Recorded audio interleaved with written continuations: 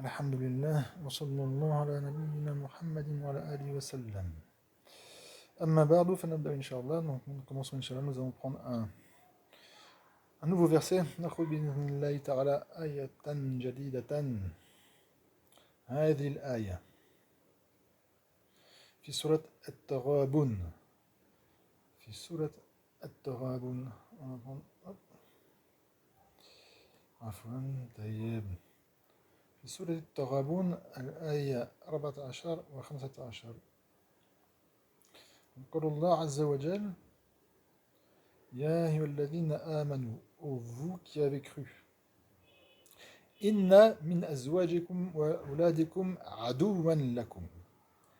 إن certes, إن حرف النصب والتوكيد, ولهذا الحرف اسم إن وخبر إن. اسم إن donc il doit être mansoub. Il doit être mansoub. Est-ce que c'est min qui vient après? Non, parce que min c'est un harf jar. Ouais, ism inna, comme on dit son nom, ism, ça peut être qu'un ism, ça peut pas être un fi'l ni un harf.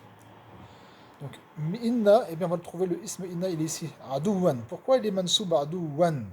Il y a deux fathas, adouwan, il y a un tanwin. Pourquoi? Parce que c'est le ism inna mutaakhir, il est retardé. Min azwajikum, pour faire simple, comme on dit pour les débutants, min azwajikum, shibl jumla. Shibl jumla. Khabar, et c'est ça le khabar. Bien que, en réalité, min sa harf jar asli, wa azwaji, c'est le ism majrour, wa hum mudaf, wa kum mudaf ilay. Et tout harf jar asli avec son majrour, les deux sont attachés à un verbe ou à un ism, ya'mal amal fi'l qui fait l'action du verbe.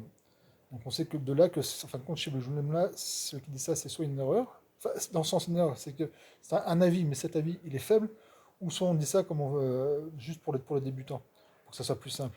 Parce que donc il est attaché à quelque chose qui est effacé. On va ici dire adu wan lakum et ka'inun ou hasilun. On va dire ka'inun. On peut l'évaluer aussi par un verbe, mais le mieux, bi'iznillahi ta'ala, c'est de l'évaluer par un ism qui est hasilun ka'inun mustaqirrun, qui c'est lui le khabar. Et le harf jar avec son ism majrour, ils sont attachés au khabar qui est mahdhouf wujuban. Ça c'est un peu d'irabe, Inch'Allah. Donc, ya ayyuha alladhina amanu, ô vous qui avez cru. Donc certes, parmi min azwajikum, parmi vos épouses, azwaj, c'est le pluriel de zawj. Sachez qu'en langue arabe, fusha, littéraire, pur, le mot zawj s'applique aussi bien au mari qu'à la femme. Zawj veut dire épouse et époux, sans le tamarbuta. Dans le Coran, vous verrez normalement jamais une épouse avec un tamarbuta. D'accord? Tanis sakina, pour être précis. Zawja. Zawj, sans le tamarbuta, comme je vous le répète, s'utilise aussi bien pour la femme que pour l'homme, que pour l'épouse. De nos jours, on met toujours un tamarbuta, d'accord? Mais ce qu'il n'utilise pas de tamarbuta, il utilise la langue arabe pure, il n'y a aucun problème. Et dans le Coran, Allah Azza wa Jalla, la femme de l'épouse de Adam, Hawa, Ève, on dit zawj. C'est marqué zawj. Je dis ça entre guillemets. Parce que ceux qui n'approfondissent pas, ne serait-ce qu'un petit peu la langue arabe, et qui s'appuient toujours sur ce qu'ils entendent dans la rue, ou autour d'eux, ou de certains professeurs, ils pensent que le mot, que pour épouse, il faut absolument dire tamarbuta, zawja. Zawja, c'est faux. On peut dire zawj sans tamarbuta pour l'épouse, et c'est ce qui est le plus utilisé chez les Arabes. Et quand on dit chez les Arabes, c'est les Arabes sur qui on s'argumente pour parler en arabe, qui est ceux de l'Algérie et ceux qui sont des musulmans jusqu'à l'époque début de Maouya, à condition qu'ils soient pas mélangés au ajam, au non-arabe. Donc, azwaj, excusez-moi, azwaj, c'est le pluriel de zawj. Donc, ô vous qui avez cru, certes, parmi vos épouses, ou aouladikum, donc il est martouf le mot aouladikum. Pourquoi je dis aouladikum et non pas dakum ou dukum, aouladukum? Parce que le mot ici, c'est harf atf, et le mot aoulad, pas le mot aouladikum, mais le mot aoulad, il est martouf à la azwaj. Et azwaj, il est majour par le harf jar, azwajikum. D'accord? Pas besoin, à un moment donné, vous verrez, ceux qui n'ont pas besoin d'harakat, ils comprennent, même s'ils n'ont pas appris le verset par cœur, vous verrez que si vous faites des efforts, sans les harakats, à un moment donné, vous savez mettre les harakats. même si vous avez appris le Coran par cœur.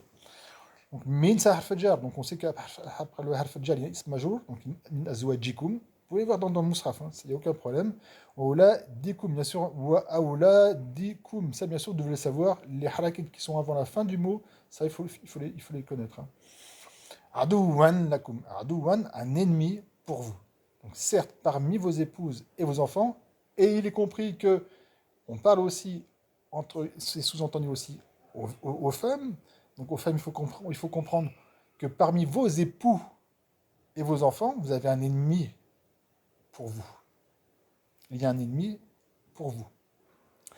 Remarquez bien qu'Allah a dit Inna min azwajikum. Il n'a pas dit, certes, vos femmes et vos enfants sont un ennemi pour vous. Il y a une nuance qui est très importante. Il n'a pas dit vos épouses et vos enfants sont un ennemi pour vous. Comprendre aussi qu'au parlant aux femmes, vos époux et vos enfants sont un ennemi. Il a bien dit min, là tout change. Parmi, min, parmi, donc provient parmi vos épouses et vos enfants un ennemi pour vous. Et c'est en fin de compte cet ennemi qui est chez eux, en fin de compte, il est en nous, il est dans notre nefs. C'est comment on s'attache trop à nos enfants et à nos épouses et les femmes qui m'écoutent, comment vous attachez vous aussi trop à vos époux et à vos enfants. Et donc de cet attachement, de cet amour qui peut être exagéré, va provenir un ennemi qui vient d'autres, qui apparemment vient des autres, mais en fin de compte, qui provient de nous. Parce que quand on trouve un ennemi pour nous parmi nos épouses et nos enfants, c'est pas ça. En fin de compte, ça c'est à cause de nous. On s'est trop attaché à eux et on prime sur eux par rapport à ce que Allah Azza wa Jalla nous a demandé. D'accord? Et c'est pareil pour tout, pour le travail. Parmi votre travail, il y a un ennemi pour vous. Pourquoi? Parce que celui qui va mettre son travail plus important que les 5 prières obligatoires, je ne parle pas des autres prières. Les autres prières qui ne sont pas obligatoires, comme les rawatib, les 2 rakats avant le fajr, etc. Ça, si on les délaisse, il n'y a pas de péché. D'accord? Je parle bien des 5 prières obligatoires. Celui qui va primer par exemple, ses enfants, ses femmes ou l'épouse, son mari, ses enfants, le travail ou la famille, ou ce que vous voulez, ou les amis, ou quelque chose, ou n'importe quoi, avant Allah Azza wa Jal, eh bien là il y a un ennemi pour vous. Oh vous qui avez cru, inna min azwajikum wa auladikum aduwwan lakum. Donc il faut bien comprendre que ce que je vous ai dit là. Pourquoi je vous dis ça? Parce que certains, malheureusement, c'est comme ça, qui sont un petit peu, comment dirais-je, on va dire qu'ils ne réfléchissent pas trop, et puis qu'ils aiment bien voir toujours que les fautes, que les péchés sont sur les autres, et que quand ils font un mal, en fin de compte, c'est à cause des autres, toujours à cause des autres, ils ne se remettent jamais en question, que quand il va lire ce verset-là, par exemple, celui-là, ou celle-là, ça peut être aussi bien pour la femme que pour l'homme qui dit ça, il va dire, ouais, non, mais si je fais ça, c'est à cause de toi, ô mon mari, ou c'est à cause de toi, ô ma femme. Ah, comme combien de frères et aussi de sœurs se plaignent toujours de leur mari, ou de leur femme, ou de leurs enfants, et tout ça. Attention, il faut toujours se remettre en question soi-même, pas toujours se déresponsabiliser sur les autres. Ouais, mais Allah Azza wa Jalla a dit que, fin de compte, tu es un ennemi pour moi. Non, il n'a pas dit que je suis un ennemi pour toi, il a dit que par en moi, il y a un ennemi pour toi. Mais si tu creuses, si tu réfléchis bien, tu vas voir dans les paroles des sages et autres, tu vas en fin de compte que c'est comme je l'ai expliqué, cet ennemi qui est chez ton époux, chez ton épouse, chez tes enfants, dans ton travail, tout ça, en fin de compte, c'est toi qui l'as mis. Cette j'ai oublié, animosité-là. Par rapport au fait maintenant que par ton cœur, tu t'es trop attaché à cela qu'il a fait ton cœur, doit s'attacher avant tout à Allah Azza wa Jal. Fa'dharuhum, alors faites attention à eux. Ensuite, Allah Azza wa Jal dit wa in ta'fu wa tasfahu wa taghfiru fa inna Allah ghafurur rahim. Donc il faut faire attention à eux. Attention à eux. Ah, et ça, ce qui sont mauvais, est-ce que nos femmes ou nos épouses, donc nos épouses ou nos épouses, si c'est une sœur, et nos enfants, ils sont pas bons. Non, il faut faire attention à eux par rapport à ce que nous, comment on s'attache à eux. Ensuite, Allah Azza wa Jal dit wa in ta'fu, du verbe afa ya'fu. Allah Azza wa Jal al-afu. Afa, on va venir directement ici. Alors, il y a plusieurs sens, il y a certaines divergences. Donc là, j'ai pris un avis qui Bi'idhnillahi ta'ala est le plus probable. Al-afu, ça veut dire quoi al-afu? Notamment parce que, vous voyez, il y a un ta'fu wa tasfahu, donc il y a al-afu, al-safh. wal-ghufran, wa taghfiru. Trois. Et quand ces trois sont réunis, les trois vont apprendre un sens différent, plus ou moins différent. C'est comme le mot islam et iman. Certains le savent, ça. Quand le mot islam est utilisé seul dans une phrase, dans un verset ou dans un hadith, seul, sans que l'imam soit cité, l'islam, normalement, généralement, englobe les deux. C'est-à-dire que l'islam, ça englobe aussi bien la foi qui est dans le cœur que les actes qui sont du corps. Et quand l'iman est utilisé, c'est pareil. Donc ce sont deux synonymes. Mais quand, mais quand les deux sont utilisés, ces deux mots, l'islam et l'iman, dans un même verset ou dans un même hadith, ils vont apprendre un sens différent. C'est que l'islam, vous avez deviné, c'est tout ce qui concerne les actes du corps, et l'iman, c'est tout ce qui concerne le cœur. Notamment le hadith de Jibril alayhi salam qui est connu, vous devez le connaître, Jibril alayhi salam est venu au prophète sallallahu alayhi wa sallam, il lui a demandé mal islam, qu'est-ce que l'islam? Et le prophète sallallahu alayhi wa sallam lui a répondu les 5 piliers. D'accord? Le fait de dire par la langue la shahada, d'accord? As-salat, la prière, az-zakat, l'aumône légale obligatoire, le somme ramadan, le jeûne du ramadan, ou le hajj al-bayt, et le fait de faire le pèlerinage à la Mecque si tu as la possibilité. Et ça, ce sont les actes du corps, notamment la langue, le fait de le dire. Et ensuite, il lui a demandé au prophète, sallallahu alayhi wa sallam, mal iman, qu'est-ce que l'iman? Et là, il a dit des choses qui sont dans la foi. Est-ce que tu crois billahi wa malaikati wa kutubihi wa rasulihi wal yawmil akhir wa an tu'mina bil qadari khayri wa sharri? Est-ce que tu crois donc dans ton cœur aux anges, Allah, aux anges, aux livres, aux messagers, au jour dernier, et que tu crois à la destinée qui soit en bien ou en mal? Excusez-moi. D'accord? Donc là, il faut, comment dirais-je, là, on revient au verset. Donc il y a l'afou, la safh, wa al-maghfira qui sont cités ensemble. Donc ils vont prendre trois sens différents mais qui sont proches. Al-afou, tark al-mu'aqabati ala dhanbi. C'est le fait de délaisser la punition pour un péché. Walou ma tawbir. Et même si Allah ne va pas comment dirais-je, punir, il va quand même, il est possible qu'il fasse un tawbir, c'est-à-dire qu'il va faire un blâme, il va blâmer. Et ce n'est pas agréable de se faire blâmer par quelqu'un, donc comprenez par Allah Azza wa Jal. Mais il n'y aura pas de châtiment, c'est-à-dire que la personne n'ira pas en enfer. Excusez-moi. Et l'origine de al-afou, linguistiquement, c'est al-mahou, vers maha yamhou, qui est l'effacement, le fait d'effacer. Al-safh, c'est quoi? C'est l'irad ou anil muznib bitarki aqabihi duna tawbir. L'irad, c'est comme c'est l'afou, avec une chose en plus, c'est le fait de se détourner du pécheur en délaissant donc bitarki aqabihi, en délaissant le fait de le punir, donc il n'y aura pas de châtiment. Duna tawbir, mais là, le saf, donc il n'y aura pas de blâme. Donc il est pardonné, et en plus, il n'y a pas de blâme. Et al-ghufran, on dit soit al-ghufran ou al-maghfira, c'est quoi?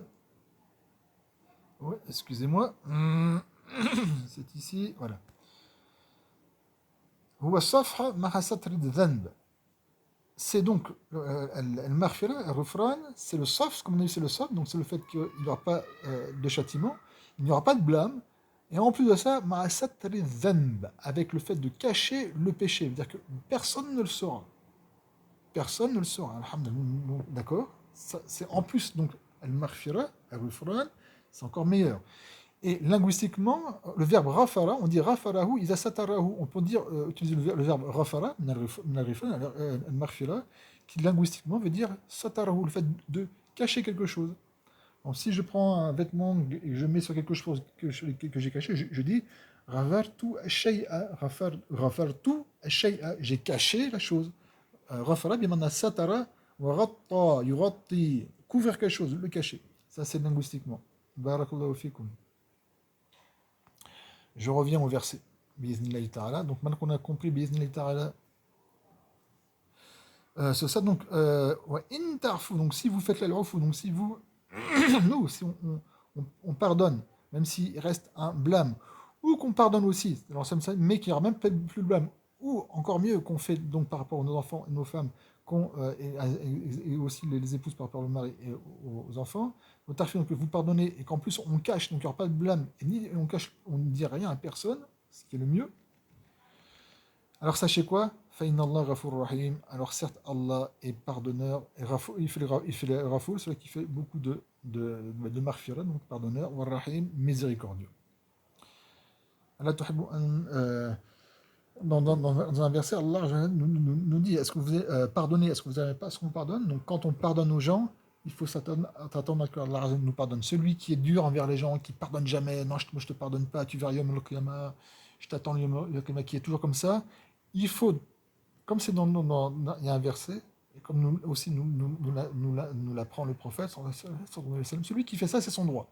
Mais il faut qu'il fasse attention parce qu'Allah se comportera avec lui comme lui se comporte avec les gens.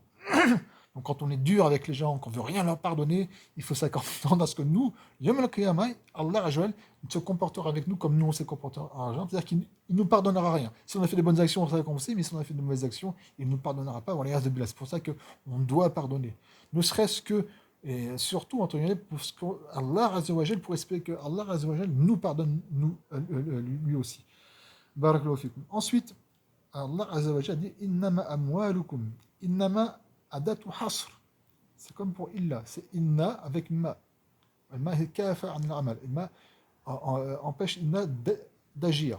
Donc là, il n'y a pas de ism inna. Et ça implique al-hasr, la restriction. Donc on va traduire en français, c'est ce n'est que. Excusez-moi, ce n'est que pour ça, pas pour autre chose. Innama amwalukum. Et là on dit amwalukum, hein, parce que inna n'agit plus. Inna amwalukum.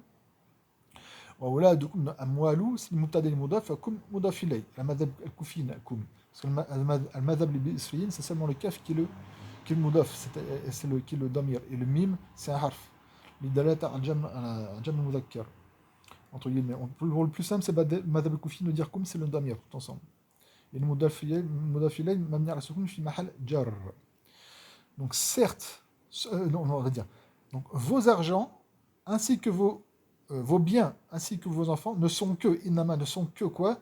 Fitna, une fitna. Une fitna. Alors le fitna, ça veut dire quoi? Beaucoup, même en français, les musulmans utilisent le mot fitna, fitna, mais là on va voir, bi'idhnillahi ta'ala, que veut dire le mot fitna, c'est très intéressant. Inch'Allah, on va prendre, vous allez voir, on va prendre un dictionnaire, je reviens. Alhamdulillah, nous revenons. Le mot fitna vient du verbe fatana. Fatana, vous voyez Fatana el-Ma'dina. El-Ma'din, ce sont les minerais qui sont dans la terre, comme le fer, le cuivre, l'argent, l'or. D'accord? Fatana, donc l'homme, Fatana el-Ma'dina. Ma'dina, c'est maf'ul bihi. Donc Fatana el-Rajulu, par exemple, el-Rajulu, el-Ma'dina. El-Ma'dina. Fatnan, le masdar, c'est Fatnan. Wa futunan. Ça veut dire quoi quand on fait, quand on fait le fatn, excuse-moi, le fat d'un minerai? On va prendre par exemple l'or, vous allez comprendre pourquoi. Ça veut dire saharahu finnar liyahtabirahu. Tout est là, notamment ici. Liyahtabirahu. Liyahtabirahu. Ça veut dire que le verbe sahara, c'est le fait de faire fondre un minerai. Donc le mettre finnar dans le feu. Sahara finnar. Saharahu finnar.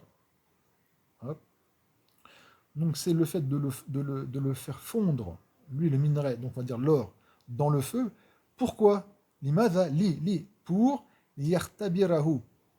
L'irtibar, al-irtibar, al-imtihan et al-iftitan, pour le tester. Donc on va prendre de l'or, quelqu'un qui vient avec de l'or, on va le mettre dans le feu, on va d'accord, jusqu'à ce qu'il fonde pour voir si cet or-là, il est bon ou pas, pour le tester. Et le mot fitna, ça vient de ce verbe-là. Et vous voyez, donc c'est le test, c'est l'épreuve. On va éprouver l'or pour savoir par le feu, pour savoir s'il est bon ou pas. Je reviens au texte, Inch'Allah. Voilà, nous sommes au texte. Donc Allah Azza wa Jal, il dit ceci. Innama amwalukum wa auladukum fitna. Donc, vos biens et vos enfants ne sont que une fitna. Et fitna ici, ça veut dire quoi? Imtihan, ikhtibar, ne sont seulement qu'une épreuve. d'accord? Ce sont une épreuve pour nous. Allah Azza wa Jal nous épreuve, ibtila, al-ibtila, min al-bala, al-ibtila, nous éprouve par rapport à nos, à nos biens, à nos enfants, et aussi par rapport aussi comme à toute chose, hein, comme avec le travail par exemple ou autre, pour savoir comment on réagit, on se comporte. Allah Azza wa Jal nous éprouve par le feu, par les choses dures qui sont difficiles, pour savoir si on est véridique ou si on est menteur. Le premier, au début de la sourate Al-Ankabut, l'araignée, Alif Lam Mim, أحسب الناس أن يتركوا أن يقولوا آمنا وهم لا يفتنون. Est-ce que les gens, أحسب الناس, est-ce que les gens pensent أن يتركوا, est-ce qu'on les laissera أن يقولوا, à dire آمنا, oh, nous avons cru. Donc est-ce qu'on pense qu'on va dire tranquillement, ouais c'est bon, j'ai cru, je crois en Dieu, je suis musulman et tout ça, etc. وهم لا يفتنون, sans qu'ils soient éprouvés. يفتنون, du verbe fatana, مبني لمن لم يسمى فاعله, يفتنوا. Et futina, fatana, futina, yaftinu, yuftanu, sans être éprouvé, sans qu'il y ait de fitna, d'épreuve. وَلِيَعْلَمَنَّ اللَّهَ الَّذِينَ صَدَقُوا وَلِيَعْلَمَنَّ الْكَاذِبِينَ, afin que quoi? Ce que Allah sache qui parmi donc nous sont les véridiques dans leur prétention de dire qu'on a la foi, c'est bon, j'ai la foi, etc. Et ceux qui sont des menteurs par rapport à ça. Donc Allah Azza wa Jalla nous éprouve. Est-ce qu'on aime Allah plus que nos enfants, plus que nos époux ou nos épouses, plus que notre travail, plus que l'argent, plus que nos corps physiques, plus que notre santé, plus que ce que vous voulez? Il faut aimer Allah Azza wa Jalla plus que tout. C'est l'épreuve. Wallahu indahu ajrun azim. Et Allah a auprès de lui ajra, une récompense azim, énorme. Je vais m'arrêter là, Inch'Allah, bi'idhnillahi ta'ala. Ça commence à faire un petit peu, ouais, 22 minutes. Barakallahu fikum, subhanakallahumma bihamdik, la ilaha illa anta, astaghfiruka wa atubu ilayk.